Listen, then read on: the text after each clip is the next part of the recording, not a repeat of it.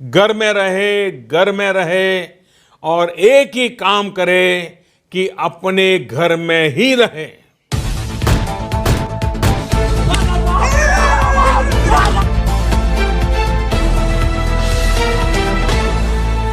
दोस्तों स्वागत करते हैं बिंदास खबरें में, जहां हम आपको बताते हैं देश दुनिया की ताजा बड़ी खबरें।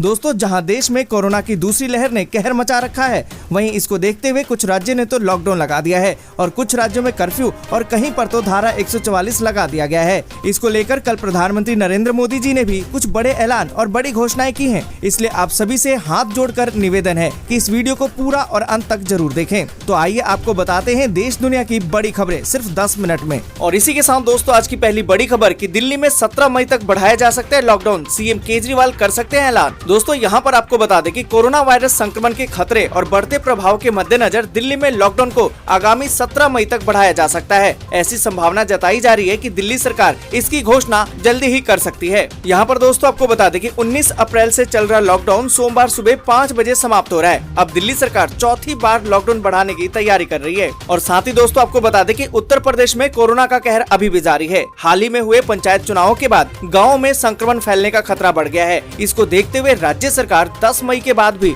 लॉकडाउन जारी रखने की प्लानिंग कर रही है। आपको बता दें कि अफसरों ने कहा है कि अगले 1-2 दिनों में लॉकडाउन बढ़ाने का फैसला हो सकता है। और दोस्तों आपको बता दें कि कोरोना संक्रमण की दूसरी लहर पर काबू पाने के लिए तमिलनाडु सरकार ने 2 हफ्ते का लॉकडाउन लगाने का फैसला लिया है। आपको बता दें कि राज्य में ये लॉकडाउन आने वाली 10 मई से शुरू होगा। दोस्तों आपको बता दें कि तमिलनाडु के मुख्यमंत्री M.K. स्टालिन ने अपने बयान में कहा कि पूर्ण लॉकडाउन 10 मई को सुबह 4 बजे से 24 मई को सुबह 4 बजे तक लागू रहेगा। दोस्तों यहाँ पर आपको बता दें कि जो लॉकडाउन लगाया गया उसके मद्देनजर शराब की दुकानें, सभी bar, spa, gym, beauty parlour, salon, cinema घर, क्लब, मनोरंजन पार्क और चिड़ियाघर बंद रहेंगे। धार्मिक स्थलों, शादी और अंतिम संस्कार में शामिल होने वाले लोगों की संख्या पर मौजूदा पाबंदियां जारी रहेंगी। और इसी के साथ दोस्तों अगली बड़ी खबर कि राशन कार्ड वाले ध्यान दें, अब इस नियम से मिलेगा सरकारी दुकानों में राशन। दोस्तों यहाँ पर आपको बता दें कि झारखंड के मुख्यमंत्री हेमंत सोरेन की सरकार ने जन वितरण प्रणाली की सार्वजनिक दुकानों से राशन लेने वालों को बड़ी राहत दी है। कोरोना वायरस संक्रमण को देखते हुए सरकार ने अब ई-पॉस मशीनों में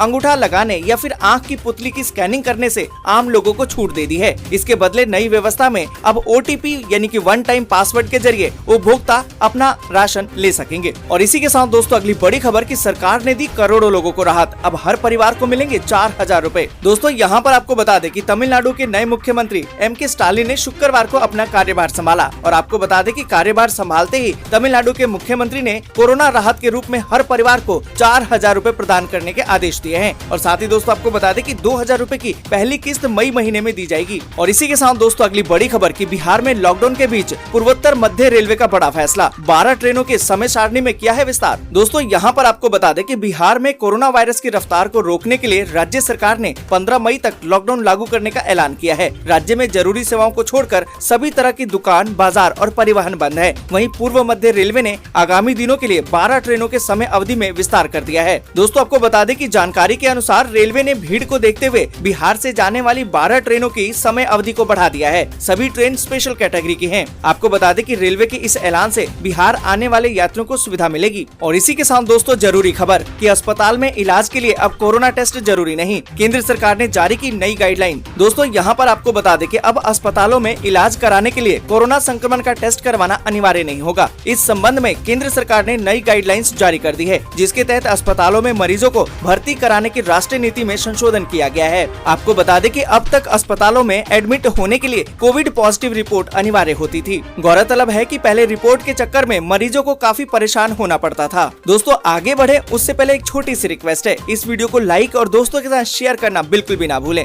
और अभी तक आपने चैनल को सब्सक्राइब नहीं किया है तो सब्सक्राइब जल्दी से कर लें। और इसी के साथ दोस्तों अगली बड़ी खबर कि जान गंवाने वाले 135 पोल अधिकारियों के परिजनों को अब मिलेंगे 30 लाख रुपए, यूपी सरकार का बड़ा फैसला। दोस्तों यहाँ पर आपको बता दें कि उत्तर प्रदेश पंचायत चुनाव में ड्यूटी के दौरान अपनी जान गंवाने वाले 135 पोल अधिकारियों को यूपी सरकार 30 लाख रुपए का मुआवजा देगी। यूपी सरकार ने ये जानकारी इलाहाबाद हाई कोर्ट को दी है। दोस्तों आपको बता दें कि यूपी पंचायत चुनाव में ड्यूटी करने के बाद कई शिक्षक कोरोना संक्रमित हो गए थे। इसके कुछ दिन के बाद कई शिक्षकों की मौत हो गई। और इसी के साथ दोस्तों अगली बड़ी खबर कि दूरदर्शन पर चलेगी अब 9वीं से लेकर 12वीं तक की कक्षाएं। 36 लाख विद्यार्थियों विद्यार्थियों को होगा इसका फायदा। दोस्तों यहाँ पर आपको बता दें कि देश में लगातार बढ़ रहे कोरोना संक्रमण के मामलों को देखते हुए सभी विद्यालयों को अगले आदेश तक बंद कर दिया गया है। कुछ राज्यों ने ग्रीष्मकालीन अवकाश की घोषणा कर दी है, तो कुछ राज्यों में ऑनलाइन कक्षा के माध्यम से पढ़ाई अभी भी जारी है। ऐसे में बिहार के शिक्षा परियोजना परिषद यूनिसेफ की मदद से दूरदर्शन के माध्यम से पढ़ाई जारी रखने का प्रयास कर रहा है। प्राप्त जानकारी के मुताबिक 9वीं से लेकर 12वीं तक के विद्यार्थियों के लिए सुबह 10 बजे से लेकर 12 बजे तक कक्षाएं चलाई जाएंगी। और इसी के साथ दोस्तों अगली बड़ी खबर की DRDO द्वारा तैयार एंटी कोरोना दवा को मिली है आपातकाल की इस्तेमाल की मंजूरी। दोस्तों यहाँ पर आपको बता दें कि कोरोना वायरस संक्रमण के बढ़ते मामलों के बीच शनिवार को एक राहत भरी खबर आई। दरअसल drugs controller general of India यानी कि DCGI ने कोरोना संक्रमितों के इलाज के लिए एक दवाई के इमरजेंसी यूज की मंजूरी दे दी है। इस दवा का नाम 2-deoxy-D-ग्लूकोज यानी कि 2DG है, जिसकी मैन्युफैक्चरिंग की जिम्मेदारी हैदराबाद स्थित डॉक्टर रेड्डी लेबोरेटरीज को दी गई है।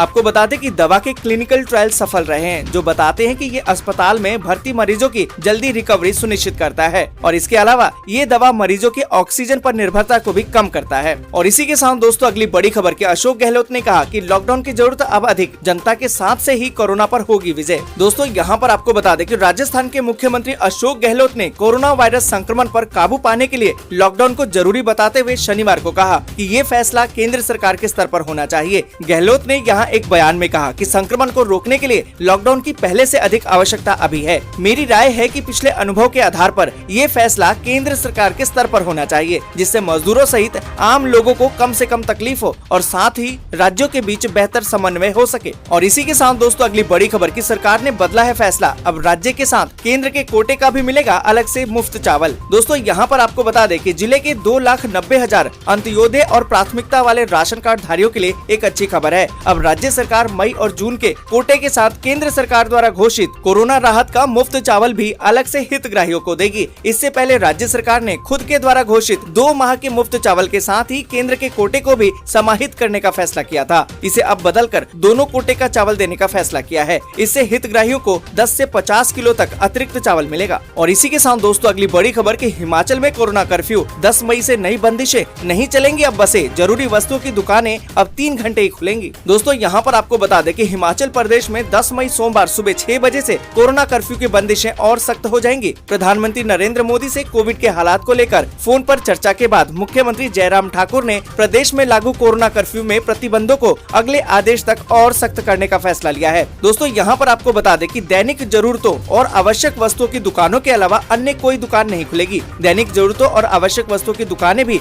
दिन में सिर्फ 3 घंटे ही खुलेंगी। और साथ ही दोस्तों आपको बता दें कि सरकारी बसों के अलावा निजी वाहनों के संचालन पर भी अगले आदेश तक रोक रहेगी। और इसी के साथ दोस्तों अगली बड़ी खबर कि दिल्ली में बीते 24 घंटे में सामने आए 17,000 से अधिक नए मामले, 332 संक्रमितों की मौत। दोस्तों यहाँ पर आपको बता दें कि दिल्ली में पिछले 24 घंटे में कोरोना संक्रमण के 17,364 नए मामले सामने आए। इसी अवधि में 20,160 मरीज ठीक भी हुए हैं। और आपको बता दें कि 332 संक्रमितों का उपचार के दौरान मौत भी हो गई है। और दोस्तों आपको बता दें कि उत्तर प्रदेश में आधिकारिक आंकड़ों के अनुसार 24 घंटे में कोरोना वायरस के 26,847 नए मामले दर्ज किए गए, वहीं 298 की मौत भी हो गई है। और राजस्थान में पिछले 24 घंटे में 17,987 नए मामले दर्ज किए गए, वहीं 160 की मौत हो गई। वहीं दोस्तों आपको बता दें कि तेलंगाना में पिछले 24 घंटे के दौरान 5,186 नए मामले सामने आए, वहीं 38 लोगों की मौत हो गई। वहीं दोस्तों आपको बता दें कि उत्तराखंड में कोरोना के 24 घंटे के दौरान 8,390 संक्रमित मिले, जबकि 118 की मौत हो गई। और इसी के साथ दोस्तों अगली बड़ी खबर कि देश में अब तक लगे हैं 16 करोड़ से ज्यादा की कोरोना की वैक्सीन। दोस्तों यहाँ पर आपको बता दें कि सूचना और प्रसारण मंत्रालय ने बताया कि अभी तक देश भर में कोरोना टीके की 16,73,46,544 खुराकें लगाई जा चुकी हैं। मंत्रालय ने बताया कि पिछले 24 घंटे में देश में 22,97,257 खुराकें लगाई गई। और इसी के साथ दोस्तों अगली बड़ी खबर कि सुप्रीम कोर्ट ने कहा कि जेलों में कम करे भीड़, दिया कैदियों को रिहा करने के आदेश। दोस्तों यहाँ पर आपको बता दें कि देश में कोरोना के लगातार बढ़ रहे मामलों पर सुप्रीम कोर्ट ने शनिवार यानी कि 8 मई को संज्ञान लिया। इस दौरान अदालत ने जेलों में भीड़ को कम करने के निर्देश दिए हैं। साथ ही कहा कि जिन कैदियों को पिछले साल महामारी के मद्देनजर जमानत या पेरोल दी गई थी, उन्हें फिर से ये सुविधा दी जाए। दोस्तों यहाँ पर आपको बता दें कि उच्चतम न्यायालय की वेबसाइट पर शनिवार को अपलोड हुए आदेश में कहा गया कि हम निर्देश देते हैं कि जिन कैदियों को हमारे पूर्व के आदेशों पर पेरोल दी गई थी,